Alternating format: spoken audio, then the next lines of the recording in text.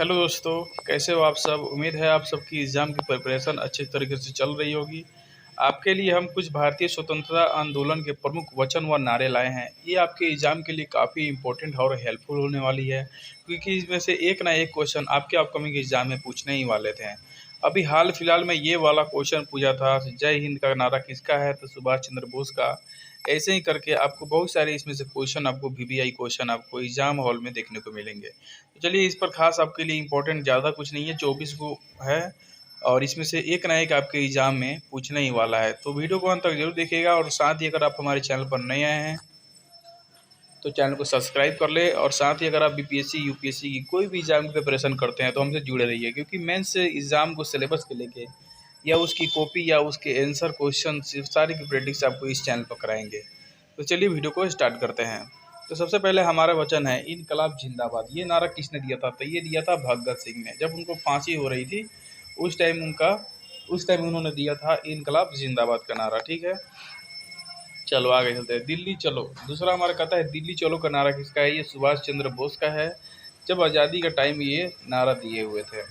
उसके बाद हमारा तीसरा कहता है करो या मरो हे राम भारत छोड़ो। ये हमारे महात्मा गांधी, जो पूजनीय महात्मा गांधी है, उनकी शब्द है। हे राम उनका जाने वाला जो अंतिम समय था उस टाइम निकला हुआ था। और जब जालियांवाला बाग हत्याकांड हो गया उस टाइम ये करो या मरो या भारत छोड़ो का जो नारा दिए थे महात्मा गांधी थे। चलिए आगे बढ़ते हैं। दूसरा हमारा कहता है जय हिंद, जो सुभाष चंद्र बोस ने दिया था। ये आपकी वो एग्जाम में हाल ही फिलहाल में बीपीएससी के क्वेश्चन में पूछा हुआ था और बिहार पुलिस के भी, तो इसको थोड़ा ध्यान में रखिएगा। चलिए फिर आगे बढ़ते हैं। उसके बाद हमारा पांचवा है पूर्ण स्वराज आराम हराम है। ये दिए थे जवाहरलाल नेहरू। ठीक है ना, इनका ये वॉइस था। चलिए रिवीजन करते चलिए। अगर आपको याद है तो अच्छा है, और याद नहीं है तो आपका रिवीजन हो जाता है, जिससे आप कभी एग्जाम में भूलेंगे नहीं। उसके बाद हमारा है वेदों की ओर लौट चलो। ये दयानंद सरस्वती जी हैं, जो हमारे हिंदी कवित्व के काफ़ी प्रसिद्ध कविकार हैं। इन्होंने ही बोला है कि वेदों की ओर लौट चलो। ठीक है। उसके बाद हमारा आता है जय जवान जय किसान का नारा। जय जवान जय किसान का जो 1965 के पाकिस्तान युद्ध के समय दिए हुए थे। जो किसान का जितना सारा बेटा है वो बॉर्डर पे हमारे जवानों के रूप में जो खड़े तैनात रहते हैं, उनको इन्होंने तसल्ली देते हुए कहा था कि जय जवान जय किसान। ठीक है ना, पाकिस्तान युद्ध के समय इन्होंने मोटिवेट, एक तरह से बोल सकते हैं, उसका नारिया इस टाइप का दिया हुआ था। लाल बहादुर शास्त्री ने दिए थे। ठीक है। उसके बाद हमारा आता है मारो फिरंगी को। ये दिए थे मंगल पांडे। जब 1857 का जब क्रांति हुआ था, ठीक है ना, तो उसमें इन्होंने इस बयान को दिया हुआ था। और उसका कहानी है तो जो इसका आंसर शीट बीपीएससी का खुद मैं तैयार किया हूँ और हाल ही फिलहाल में इस चैनल पर डालने वाला हूँ, तो चैनल पर जुड़े रहिएगा। आपको इसका 1857 से लेके जितने भी बीपीएससी के मेंस के क्वेश्चन होते हैं उन सब का एक एक क्वेश्चन आपको प्रैक्टिस कराएंगे, जो काफ़ी मस्ट वीवीआई होगा, जो आपके हाल फिलहाल में क्वेश्चन आने की संभावना बहुत ज़्यादा है उसकी। चलिए आगे बढ़ते हैं। उसके बाद हमारा आता है संपूर्ण क्रांति। नहीं, एक छूट गया, 10 नंबर है। इसके बाद 10 नंबर हमारा कहता है कर मत दो। ये हमारा सरदार वल्लभ भाई पटेल का था। ठीक है, जो काफ़ी इम्पोर्टेंट ये भी है। और ये सब आपको याद ही होगा मेरे ख्याल से, पर याद नहीं होगा, रिवीजन करते चलिए। उसके बाद हमारा आता है संपूर्ण क्रांति। ये था हमारे बोले थे जयप्रकाश नारायण, जो बिहार के थे, काफ़ी अच्छे आदमी, प्रसिद्ध एक राष्ट्रवादी, एक बोल सकते हैं इनको। और इन्होंने पूरी क्रांति में काफ़ी सहयोग किया हुआ था। उसके बाद हमारा आता है विजयी विश्व तिरंगा हमारा। श्यामलाल गुप्ता पार्षद, इन्होंने ये बयान दिया हुआ था। ठीक है ना, एक भारत को बोला था विजयी विश्व तिरंगा हमारा, आज़ादी के टाइम में इन्होंने ये बयान दिया। उसके बाद हमारा आता है वंदे मातरम। ये वंदे मातरम आपने जानते हो किसने लिखा था, बंकिम चंद्र चटर्जी। वंदे मातरम सुबेलम जयलम मात शीतलम जो गाना है, जो गीत है, राष्ट्रीय गीत, इन्होंने दिया हुआ था, बंकिम चंद्र चटर्जी ने लिखा हुआ है। ठीक है। उसके बाद आता है जन गण मन अधिनायक जय है, रविन्द्रनाथ टैगोर ने, और इन्होंने ये लिखा हुआ है। ठीक है ना, तो ये बात आप दिमाग में याद रखिएगा, ये तो सब आपको याद ही होगा। उसके बाद हमारा आता है साम्राज्यवाद का नाश हो। ये दिया हुआ था भगत सिंह का, जो अंग्रेज शासन कर रहे थे, उनका जो साम्राज्य था उसको लेके इन्होंने बयान दिया हुआ था कि उसका नाश हो, वो सब अंग्रेज भागे यहाँ से और हमारा देश का जनता उस पर बैठे और अच्छे से शासन करे। तब इन्होंने ये बयान दिया हुआ था। चलिए आगे बढ़ते हैं। उसके बाद हमारा कहता है स्वराज हमारा जन सिद्ध अधिकार है। स्वराज हमारा जन सिद्ध अधिकार है, रविन्द्रनाथ टैगोर ने आज़ादी के टाइम बोला हुआ था। उस टाइम इनका कहना था कि स्वराज जो देश है उस पर हमारा ही अधिकार है, बाहरी कोई आके उस पर अधिकार जमा रहा है, ये बिल्कुल गलत है।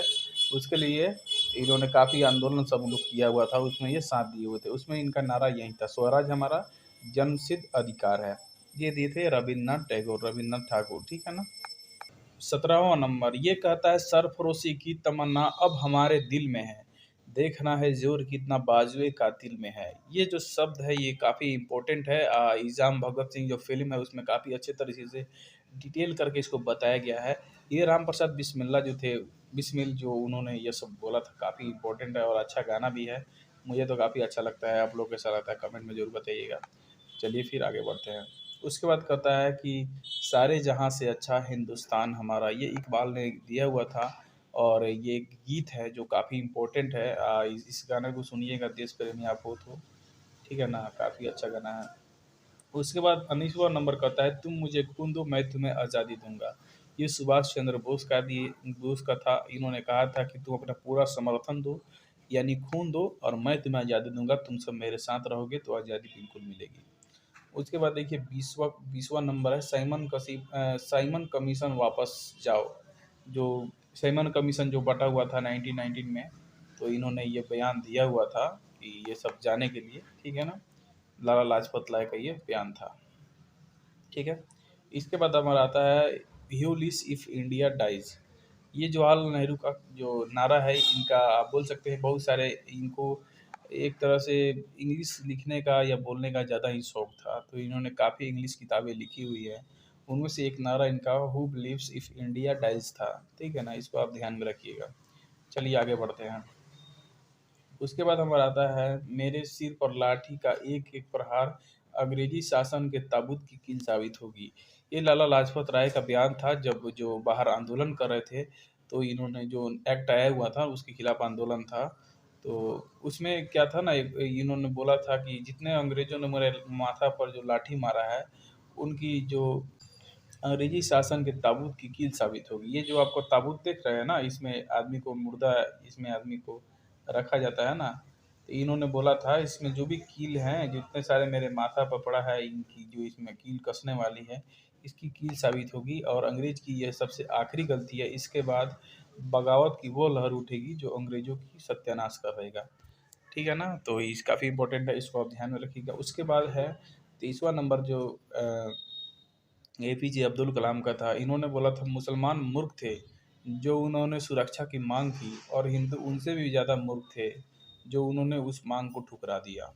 अब्दुल कलाम जी का जो हाल ही फिलहाल में जो बहुत कुछ दिन पहले 1918 के आसपास इन्होंने बयान दिया हुआ था कि मुसलमान मूर्ख थे जो उन्होंने सुरक्षा की मांग की थी अंग्रेजों से, और हिंदू उससे भी ज़्यादा मूर्ख थे जो उन्होंने उस मांग को ठुकरा दिया। मांग ये भी किए थे, मांग इनको हिंदू को दिया जा रहा था पर हिंदू ने नहीं लिया और उसको ठुकरा दिया। ये अब अब्दुल कलाम आज़ाद जी का बयान है, ठीक है ना।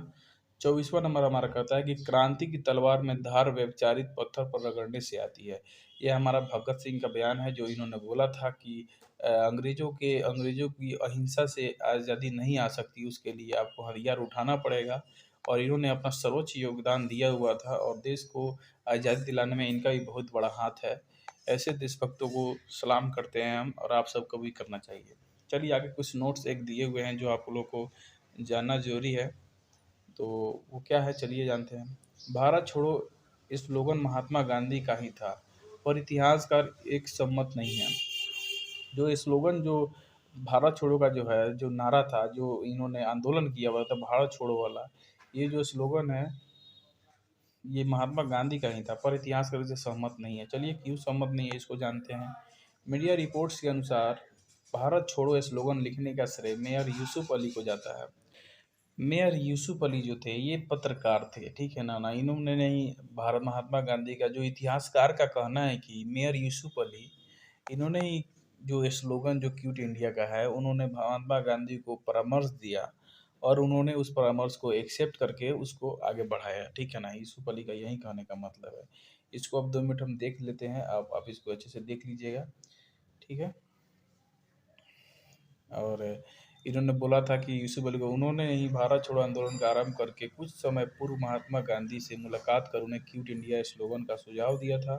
गोपाला स्वामी ने अपनी पुस्तक गांधी एंड बॉम्बे में लिखा है कि क्विट इंडिया को यूसुफ ने ही गांधी जी के सामने पेश किया था और गांधी जी ने इसे स्वीकार किया था। वही बात है जो आपको बताए थे। ठीक है ना, चलिए आज का वीडियो यहीं तक, और काफ़ी इंपॉर्टेंट आज का सेशन रहा। अगर आपको अच्छा लगा होगा तो वीडियो को लाइक करिएगा, और साथ ही बीपीएससी अगर पीसीएस का एग्जाम आप देते रहे हो या तैयारी करते हो तो आप चैनल से जुड़ जाइए। आपको काफ़ी इंपॉर्टेंट नोटिस और इस चैनल से आपको काफ़ी अच्छी तैयारी भी होगी। चलिए, एक से एक क्वेश्चन आपको इसमें वीवीआई क्वेश्चन लिखने का तरीका से लेकर हर एक चीज़ आपको डिटेल से इस चैनल को बताया जाएगा। तो चलिए, मिलता है फिर अगले वीडियो में, तब तक के लिए जय हिंद।